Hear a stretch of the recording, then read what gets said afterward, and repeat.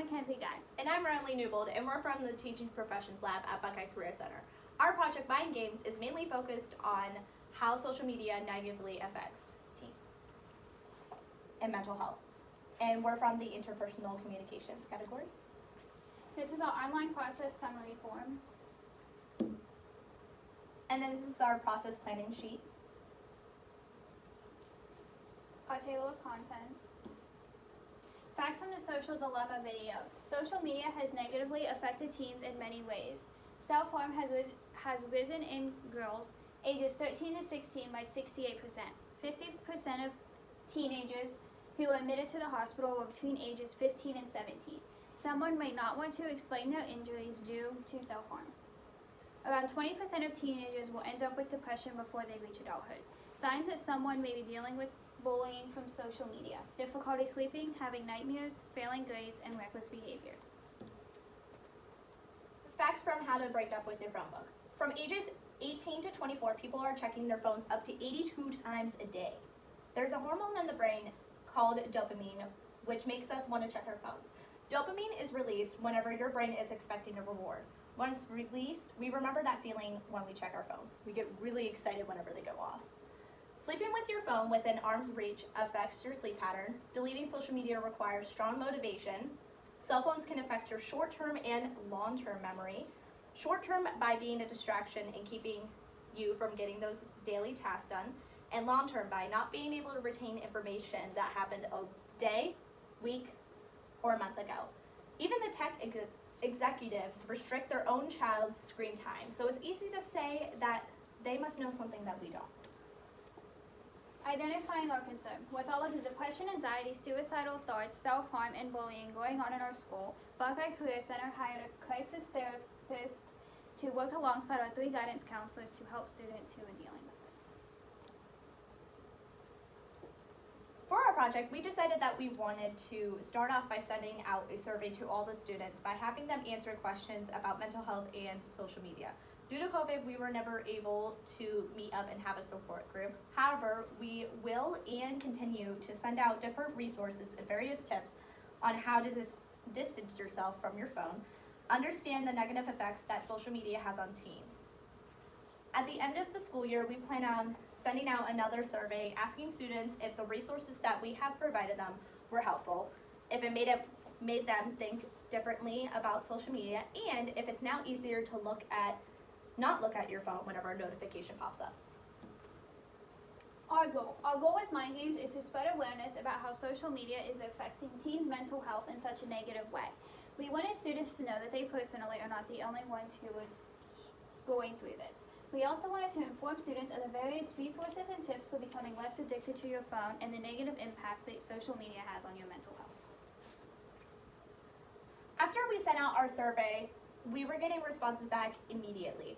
All answers were anonymous. The first question that we asked was, do you have a cell phone and or social media? Our data shows that 90 people had both and 1 said neither.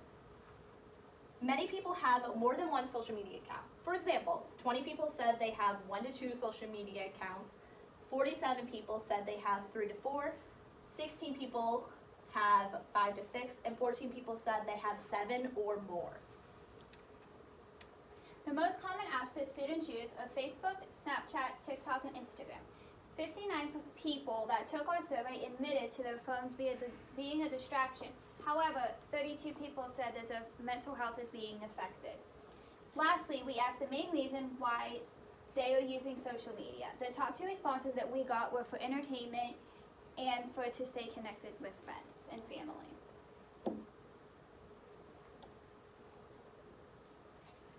This shows some of our data that we got back from our survey. The first pie chart is, do you have a cell phone and or social media?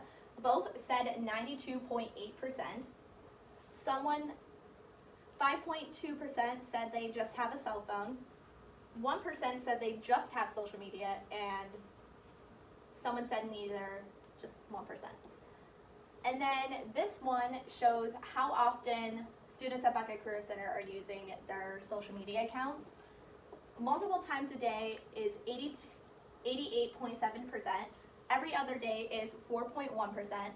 Once a day is 5.2%, and once a week is 2.1%.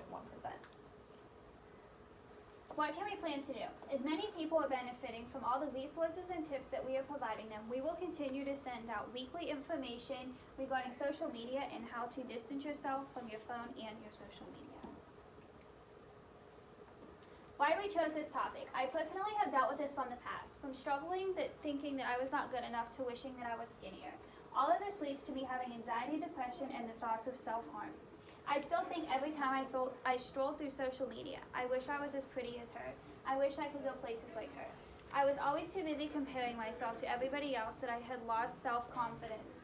After watching the Social Dilemma video, it made me realize that I needed to take a step back from social media and focus on myself. After reading the book How to Break Up with Your Phone during my junior year and having device restrictions in my own home, I realized that although technology has become a way for communication during the pandemic, we shouldn't try to oppress others and compare ourselves with unrealistic standards. It is beyond toxic and not healthy for young developing minds. I personally struggle with depression and oftentimes compare myself to other people. Not having social media is a huge relief for me. I cannot handle the negative comments from all of my peers that were constantly judging and criticizing my choices. We are passionate about helping students who are struggling mentally due to social media, and this project is connected to FCCLA and FCS standards, leadership, and community engagement. We believe in this project we will be able to help students overcome issues that may affect them from school and beyond. We are happy to be offering them resources for their success. And then this is Works Cited's page. Thank you for taking the time to watch our video.